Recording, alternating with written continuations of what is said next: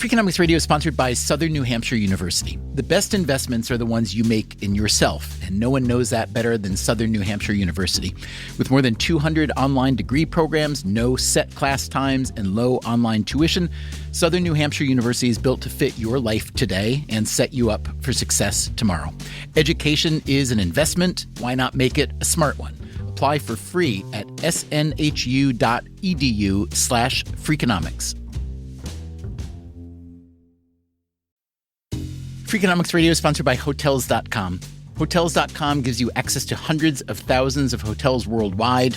And when you join for free, you can save up to 20% instantly with member prices. Plus, every stay earns rewards. So when you book one trip, you're already lowering the cost of the next one. Hotels.com is simple, rewarding, and designed to help you get more out of every stay. Sign up for free and book today. Hotels.com. It's all in the name. Freakonomics Radio is sponsored by Amica. You know what they say, if you want to go fast, go alone. If you want to go far, go together. So go with Amica and get coverage from a mutual insurer that's built for their customers, one that looks after what's important to you together. Auto, home, life, and more, coverage that fits your unique needs. Amica helps you protect what matters most. Visit amica.com and get a quote today.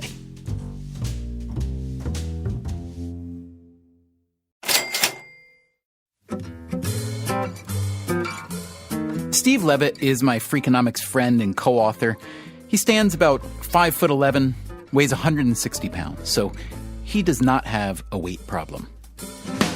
But he has been thinking about our collective weight problem, but not thinking about it in a way that most people think about it. In fact, not even close.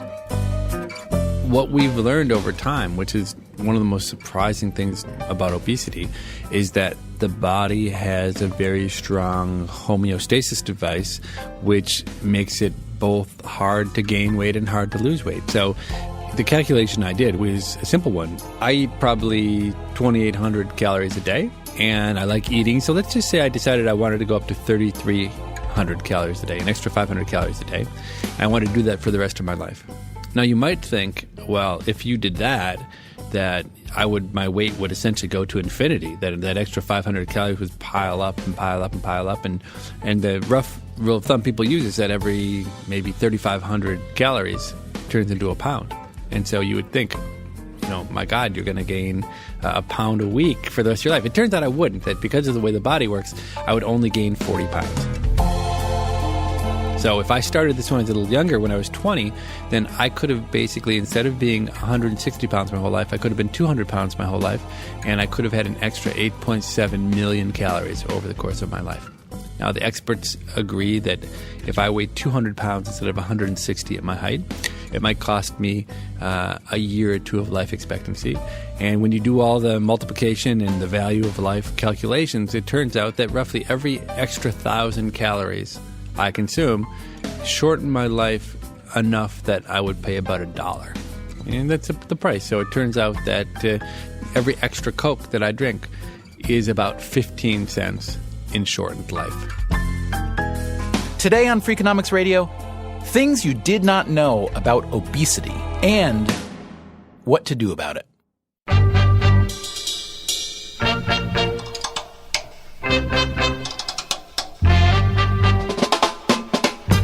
From WNYC and APM, American Public Media, this is Freakonomics Radio, the podcast that explores the hidden side of everything. Here's your host, Stephen Dubner.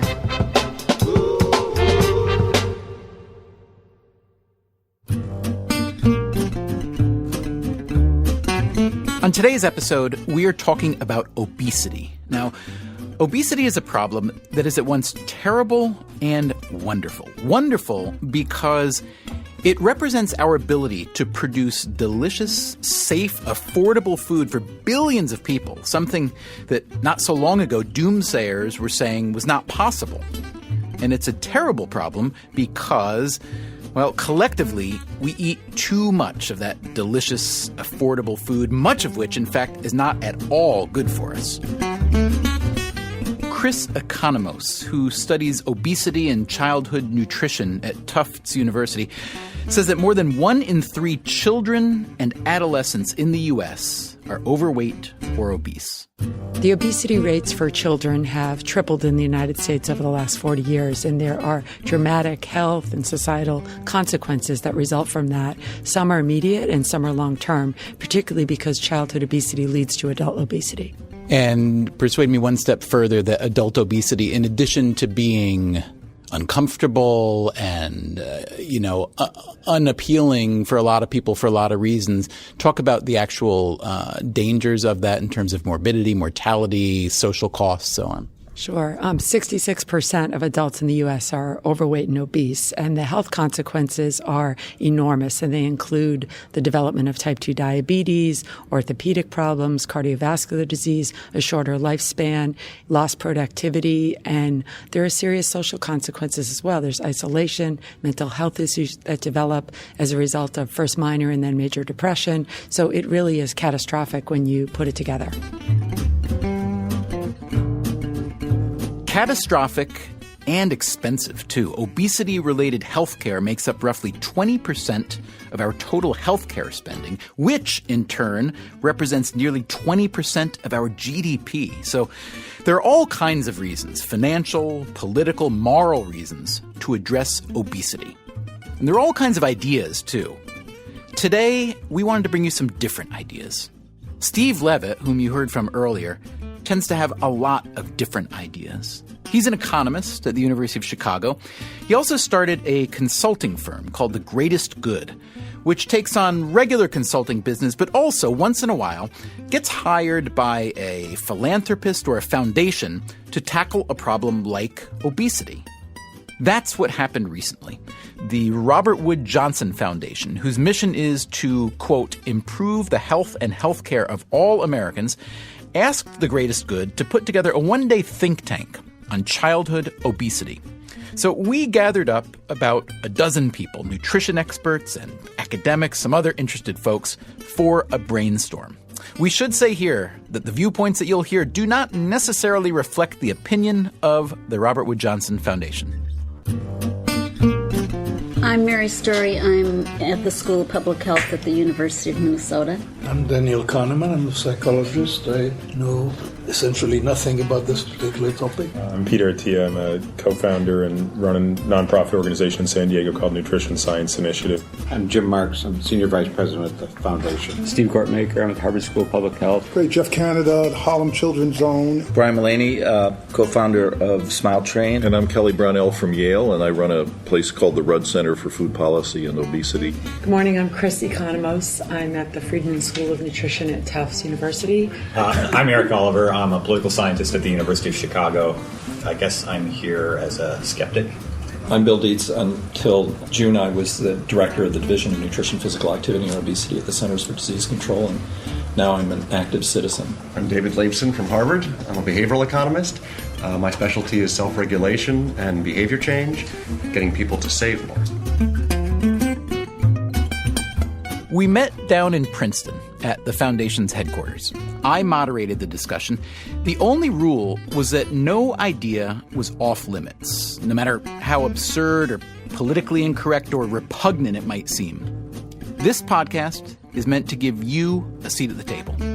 We begin with a question that Steve Levitt asked the group. The answer, as you'll hear, shows just how insidious the obesity problem is. Is there anyone in this room who thinks that under the age of 1, we have a problem with nutrition for babies? Probably. Yes. And I would go one step further, Steve. I would say in utero, we have some pretty good evidence to suggest that maternal diabetes, and I don't even mean frank diabetes, I mean hyperglucose, hyperinsulinemia, during the critical period of development of fetal pancreas plays an enormous role in obesity because there's only I think it's about a 6-week window where the fetus pancreas is developing. If that pancreas develops in a high glucose environment versus a low glucose environment, it develops more beta cells. So all of a sudden, a child is now born more predisposed. They're not born insulin resistant, but now they're more predisposed to being insulin resistant. And then when you look at, I do this, it drives my wife bananas. When I'm in the grocery store, I get so angry. I take photos of baby food I turn it over and I'm like, interesting that baby formula number 1, ingredient number 1, high fructose corn syrup, ingredient number 2, modified cornstarch, ingredient 3, hydrolyzed, and it's like, well, gee, that's interesting. That was Peter Attia. He used to be a surgeon. Now he runs a nonprofit called the Nutrition Science Initiative. His hypothesis is that of all the contributing factors to obesity, by far the greatest may be the prevalence of sugar in the modern diet. Sugar in all its many, many forms. Now, some of these sugars are disguised. A lot of carbohydrates like bread and pasta, for instance, which most people don't think of as sugary at all. And some couldn't be any more obvious, like soda. Over the past few decades, the average American kid doubled his intake of soda. Overall, he eats and drinks about 180 more calories a day, which is at least a 10% increase, although lately the data seem to show that increase has plateaued.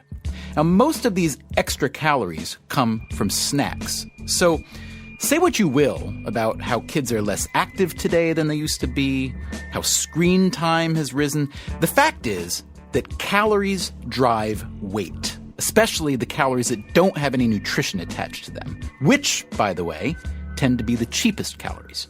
So, given all the empty, extra calories that kids are consuming, we probably shouldn't be too surprised that a third of them are obese.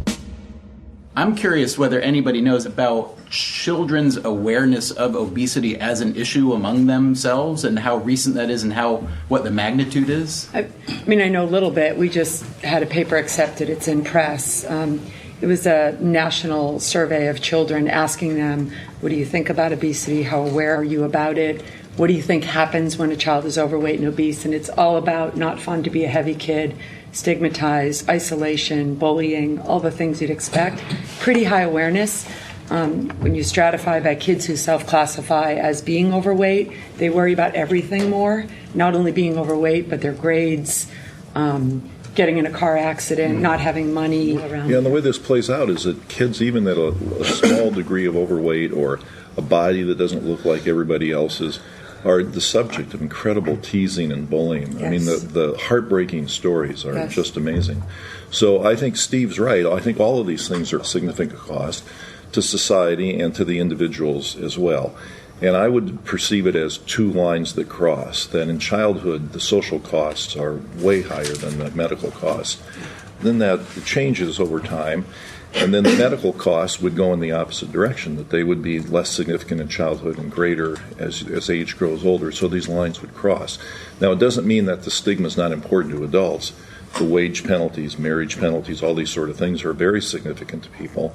But as a child, it's especially extreme. Can I add just a twist to that, which is, I think kids are very, very aware of weight, obesity, and there's all of that social stigma. But what I think they don't perhaps have the sophistication of a 35-year-old adult is in understanding the mapping from what they're eating to how over the next 4 or 5 years they're going to become obese, and how their exercise also maps into that. And so even if they think obesity is terrible, I don't want to be heavy, my peers who are obese are getting teased, they still need to understand how millions of actions translate into that outcome. And that is subtle, and I think it's particularly problematic because of the delay between the action and the outcome. We know that organisms learn, humans, other animals learn really well when you do something and instantly you get feedback that's clear, and learn terribly when, we can talk about lots of animal studies where if the feedback comes 4 minutes later, the animal never learns. David, can I push you on that question? Because one thing that you said that struck me is that you said that children need to be able, I'm sorry if I'm misquoting, but I think that children need to be able to sort of see the consequences of their behaviors. And then the way a 35-year-old adult could. And I think part of the difficulty with obesity, at least as it's been framed, is that 35-year-olds don't do a very good job relative to sort of their own sort of decision-making framework. So I'm wondering if that's even a reasonable standard to hold up with respect to kids in terms of their own capacity for making decisions that we might want them to make. I completely endorse that. It's hard for the 35-year-old adult, and it's worse for the 8-year-old kid. I just want to reinforce David's implied point. I saw the meeting in terms of behavioral change as how do you change parental behavior? Yeah. Changing child behavior, forget it. It's not, parental behavior is going to be very difficult. I just wanted to insert something just a little bit different to think about. I just finished a study on new immigrants, and many of them arrive here from an environment where food is limited, it's highly ritualized, there's no snacking, and you watch them navigate this obesogenic environment in a short amount of time, and you see obesity manifest very quickly. Mm-hmm. And one of the underlying things that we're looking at carefully is time trade-offs and time use, which leads to behaviors that cause obesity. And so as we think about this problem, I'm not an expert on time trade-offs, but there's a whole literature on it, and we're studying it. And I think it's important because it leads people directly to the foods that we're describing and the overconsumption that results. So I don't know how to factor it in, but I think it's extremely important. And to watch it unfold in a short amount of time is fascinating. It's basically what many of us experience over decades.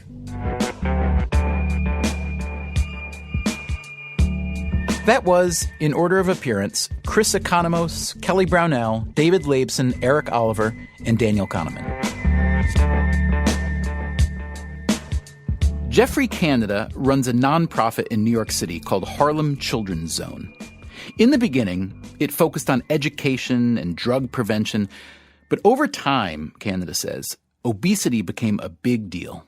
Well, it started out being a small aspect of our work until we realized that about 40% of our kids are obese.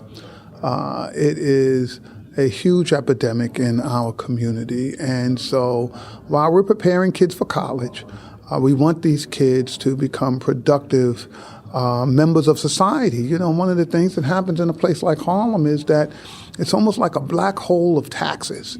All of the tax dollars come in. We're paying for prisons and jails and reform schools and emergency visits to the hospital and special education services. And so few folk are able to work and work long periods of time that you don't get folks actually contributing back to society.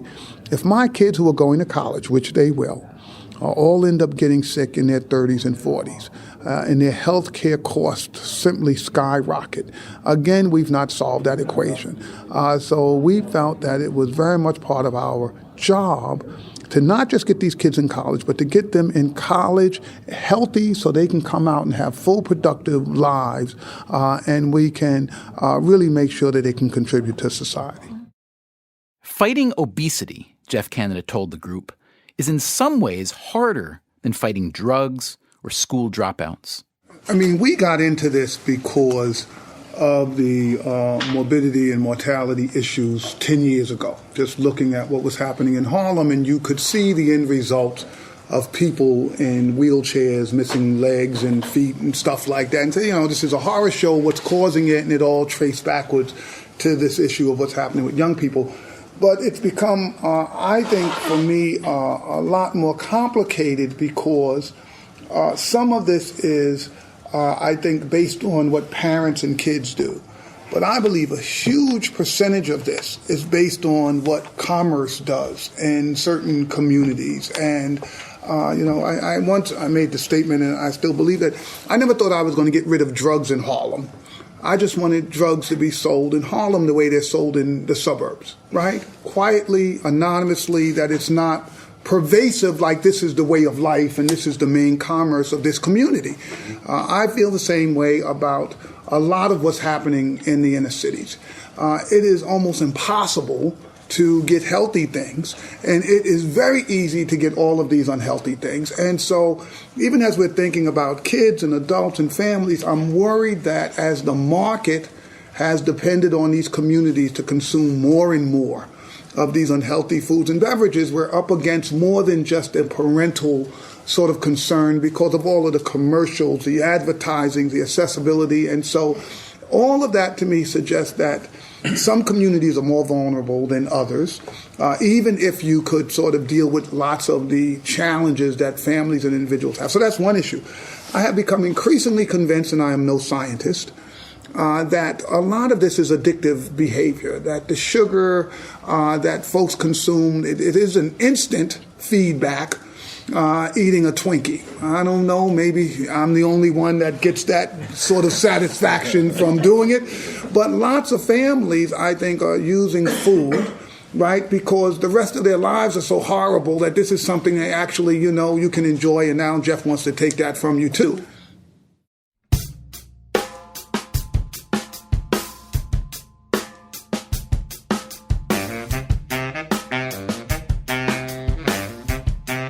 Coming up on Freakonomics Radio, some palatable and not so palatable ideas to fight childhood obesity.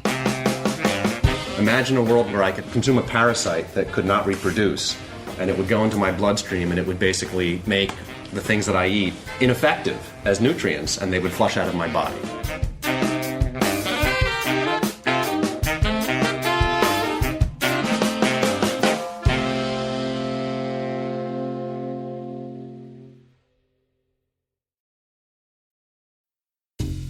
Freakonomics Radio is sponsored by Cash App. Bitcoin is often talked about as an investment, but it was built to be used. With Cash App, you can actually do that. Send Bitcoin instantly, pay at local Square businesses that accept it, or move it to your own wallet whenever you want. It works more like real money and less like something locked in an account. For a limited time, new customers can get $10 added to their balance. Just use code CASHAPP10 when you sign up. And don't forget this part, send at least $5 to a friend in the first 2 weeks. Terms apply. Cash App is a financial services platform, not a bank. Banking services provided by Cash App's bank partners. Bitcoin services provided by Block Inc. brand. For additional information, see the Bitcoin disclosures at cash.app/legal/podcast.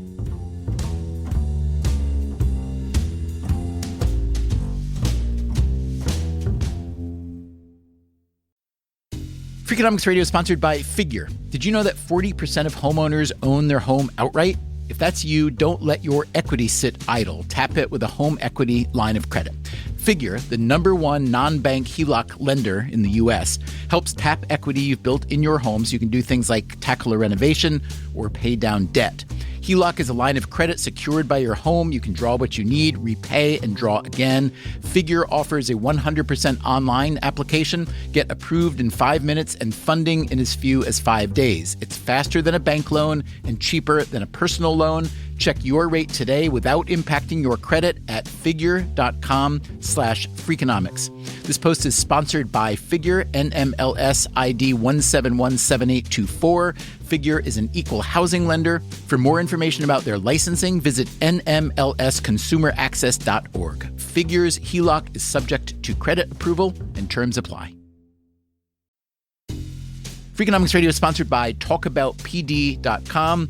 Let's talk about Peyronie's disease, or PD. It's not widely talked about, and some men may feel reluctant to bring it up, but it's more common than you would think. PD can happen when scar tissue builds up under the skin of the penis, causing a curve with a bump during an erection that for some men may lead to pain during intimacy and impact mental health.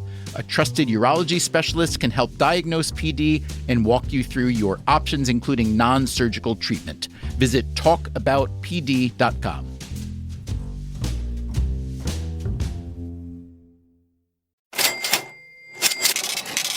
From WNYC and APM, American Public Media, this is Freakonomics Radio. Here's your host, Stephen Dubner.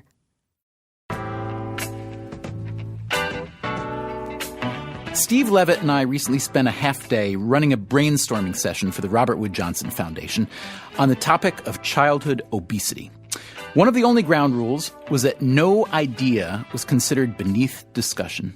Did you know, for instance, that quitting smoking, which is plainly good for your health, usually leads to a significant weight gain? So the good news is that the American smoking rate has fallen from 45% in the 1950s to about 24%. But the bad news, well, here's Bill Dietz, the former CDC official. The estimates are that the reduction in tobacco use accounts for maybe 20% of existing obesity. Right. So, very little in kids. Yeah. Very little in kids. Okay, so no one is going to push for, say, putting cigarette machines in schools to fight obesity. But we did want to hear any other ideas from our participants, so we started a lightning round. Should we put pressure on? Yeah. All right. What do you got? In grocery stores, unhealthy foods would have to be restricted to certain locations, such as the back of the store. Oh, like the porno department in the video store idea. Abolish sucrose and high fructose corn syrup. Don't even forget about taxing them. Just pretend they don't. Take them off the face of the earth. Okay. Right now, businesses can write off all the money they spend marketing to kids as a business expense. Just eliminate that tax deduction. I would say start a real public health campaign aimed at the big food companies, where we should be talking about how many people have been killed by Cokes and Pepsis and whatever, and just make it so that they feel the pressure to reform their practice. Like a list of shame? Just a big shame, just a big national shame thing with all the big companies. We talked about doing that. You know. Well, in the spirit of completely impractical things, I would want to get rid of marketing of any product to any human being. No, I can see that's viable. That. Yeah. No, what I would do would be to sequester it out there somewhere so people could voluntarily go find it. So it's all opt-in marketing. It's opt-in marketing, and so billboards and TV commercials and stuff would be forbidden, because it just seems to me that marketing does have some benefits, obviously for the companies, but to the individual it has a small number of benefits but a huge number of downsides. And of course, food, we get caught up in this in a positive way, but that's what I would do. Wow. Thanks. Chris? So I'm going to focus on parenting and the schools. So the first one is to hold our educational system accountable to deliver nutrition, physical activity, and media literacy by requiring standardized tests to assess it. Set a baseline, measure the baseline, set some benchmarks, and move the entire system along and treat it as important as some other things. And the second is to change the home environment by incentivizing parents through health insurance, worksite, or welfare benefits to make a commitment to healthy parenting. Great. Eric? I think we need to have suggestion that we have a paradigm shift and embrace a paradigm shift and really let go of obesity as a target of health remediation and just focus everything on malnutrition. It seems most of our discussion here is really about childhood nutrition. Obesity has a lot of cultural baggage associated with it. I think it's an imprecise marker, even though it's an available marker. With Michelle Obama's campaign, I'm afraid that childhood obesity has become politicized in a partisan way now, and that makes it a more difficult kind of issue to focus on. And I just wonder if we would do better by making this an issue of malnutrition. Wait, let me tweak this. So I think the word malnutrition actually doesn't work very well, because malnutrition implies hunger. But whenever you say like metabolic syndrome, no, but you have a bigger one than that. What is it? Metabolic derangement. Derangement, yeah.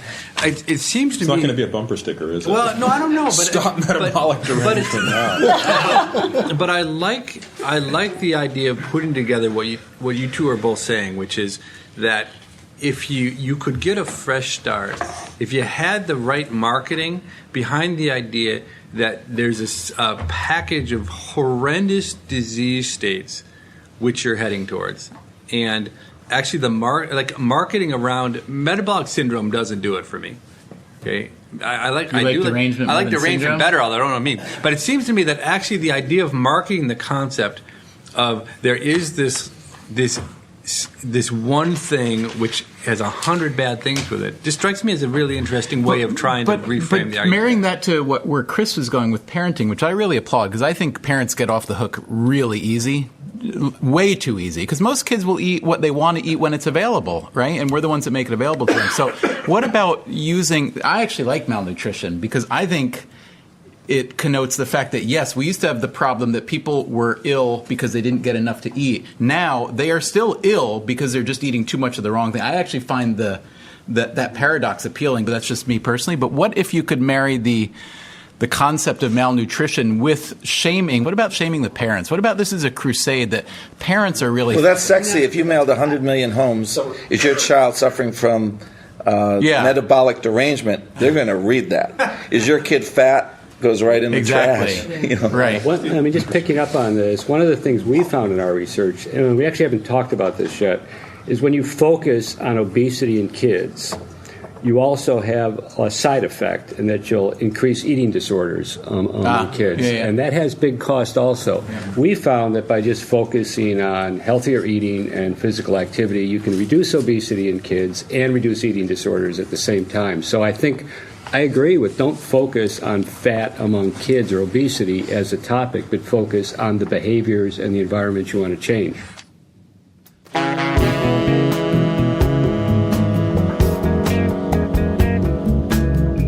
Several of the most intriguing ideas in the lightning round came from one person, Harvard economist David Leibson. I very much like the idea of a tax, and I have a feeling that, to an economist, that's delicious. But let me... Leibson proposed a grand experiment where in some places you'd put a tax on unhealthy foods and in other places leave prices the same to see how consumers would respond and how much it would cost to nudge people away from those cheap, empty calories. Leibson also had an idea for a piece of caloric monitoring jewelry. Imagine you had a bracelet that a kid wore, or an adult wears. If I had this, it would affect my behavior. And as I go into a meal, it starts registering 200, 700, 900, 1,400 calories. And as it tells me I'm eating more and more in this feeding episode, it starts to change its color from green to yellow to orange to red.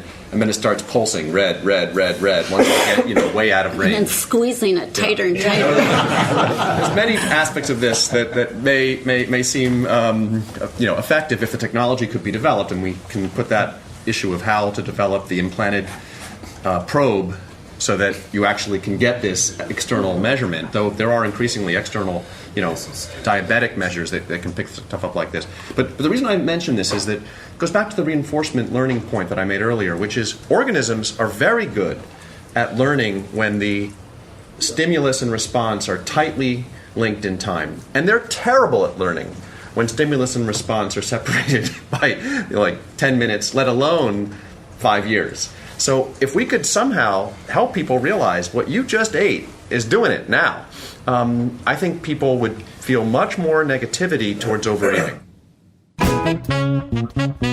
And David Leibson's final idea? Let me just say, a few of you might find this a bit distasteful. Imagine a world where I could have, consume a parasite that could not reproduce, and it would go into my bloodstream, and it would basically make the things that I eat, ineffective as nutrients, and they would flush out of my body. And because the parasite doesn't reproduce, I can control how much I want, and I can, if I'm, too skinny, I don't take the parasite, and if I'm getting fat, I take the parasite. So what I'm proposing is a world where, hey, we love eating. I loved my Reuben sandwich last night, and I could have more of those, in principle, up to a limit, if I had an ability to kind of turn off my body's capacity. My body's so efficient at turning calories and nutrients into more of me. And if I partially incapacitated that in a way that we could control, a way that was safe, in a way that, wouldn't it be fantastic? Because then the food companies could sell more food.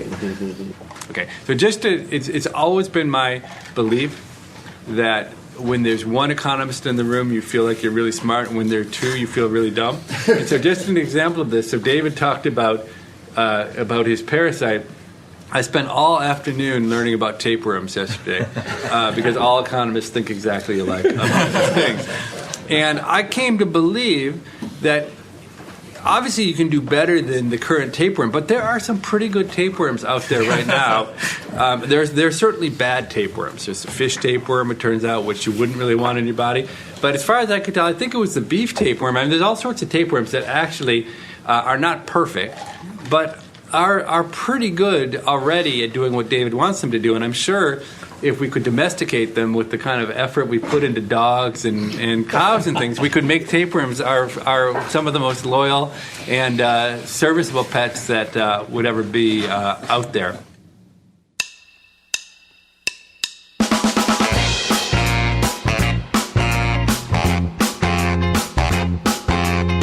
That was Steve Levitt, and before him, David Leibson.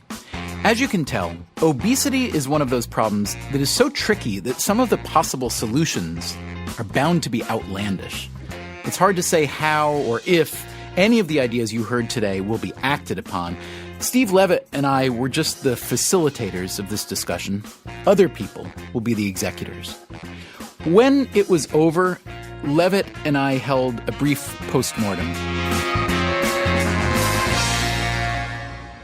We closed the proceedings with an experiment, something you've dreamed about, that you've talked about for years and years. Why don't you describe that and tell me what effect you think it had? So one of the issues we didn't talk a whole lot about during this conference was self-control, and the fact that many people who want to lose weight are unable to do so because they, in the moment, end up eating more than they would like to and regretting it later. So there are different solutions to that. One very aggressive and invasive solution is bariatric surgery, which makes it difficult for you to eat a lot. But my father really put the idea in my head many years ago when he suggested that if you really don't want to gain weight, whenever you start to think you're hungry, you should carry around a little jar of like a baby food jar that's filled with human vomit, and just open it up, take a whiff, and you won't have any desire to do it. Now, turns out it's operationally hard to figure out how to get vomit into a baby food jar. But my friends at www.liquidass.com have actually done that favor for us. So I recently discovered that you can buy in a bottle, a little spray bottle or a squeeze bottle, the most revolting smelling things in the world, which all you need to do is take one or two whiffs of them, and you think you don't need to eat for a long time after that. And so we brought it out to show the obesity researchers and to take their pulse on it. So as we passed these bottles around the room and invited people to have a sniff, I noticed that almost all of the outsiders, the economists and the sociologists, political scientists, many of them took a good deep whiff, but none of the obesity experts went anywhere. No, not one of them wanted to take a whiff of that stuff. I think it tells you something. What does it tell you? I'm not sure, but I'm going to have to think about it. But the division in response was notable. And liquid ass. So, I tell you, it works great. Can't we randomly assign this and figure out the impact? Have a lottery. That's right. A lottery. Now this. I mean, I realize it's kind of jokey, but do you think it's a personal responsibility idea here? In other words, do you think that the experts have come to divorce the idea of obesity and personal responsibility to the point where the problem is not really on the end user so much and they don't need to work so hard? It is an interesting point you raised. That I do believe that the outsiders were much quicker to think about the problem at the individual level, about self-control, about why do individuals become obese, whereas the experts in the field think of it much more in environmental terms and what are the food companies doing and how are things marketed and how the individual is not really the actor, they're the acted upon. It is an interesting difference. Dwayne from the foundation, I have to say, he stuck his nose deep in each, and he had, of course, the classic quote. You remember exactly what he said? Ass and vomit smell different? Yeah, he said something like, are really not the same.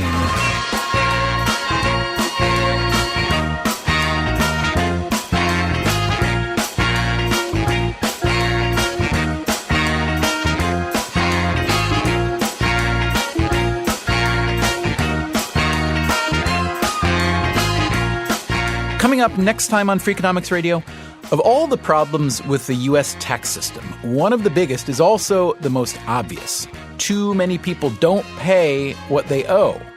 Now, how much money are we talking about here? At least $450 billion, billion with a B, every year. So, for a minute, forget about wholesale tax reform. What are some good ideas to simply get people to pay up? Here's one imported from England. So just telling people that 9 out of 10 other people pay their tax on time is enough to create a 15 percentage point increase in the number of people who then just pay their tax. Using the herd mentality and other nudges to help close the tax gap, that's next time on Freakonomics Radio.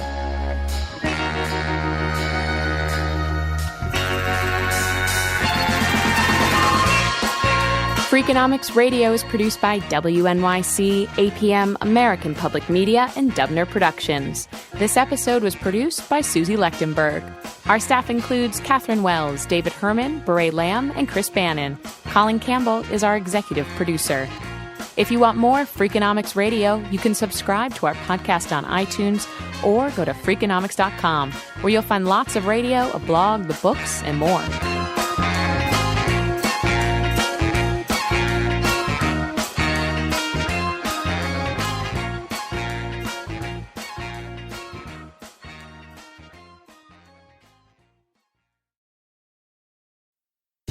Freakonomics Radio is sponsored by Ozempic. Innovation happens through rethinking what's possible, and when it comes to GLP-1s, Ozempic pill does just that.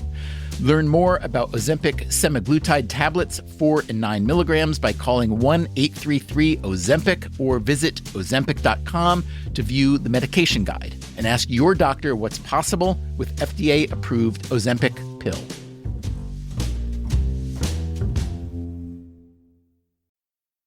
Freakonomics Radio is sponsored by Vitamix. According to the LA Times, the average American home contains 300,000 items, including a staggering number of appliances. All those gadgets, just clutter. But there's one tool that delivers what a dozen others only promise. From pureeing to chopping, Vitamix blenders bring the power of an entire kitchen to your countertop, offering enduring performance and precision you can count on. In a world full of clutter, do more with less. Visit Vitamix.com and shop now. Hi, I'm Angie Hicks, co-founder of Angie. One thing I've learned is that you buy a house, but you make it a home. For decades, Angie's helped millions of homeowners hire skilled pros for the projects that matter. Angie, the one you trust to find the ones you trust. Find a pro for your project at Angie.com.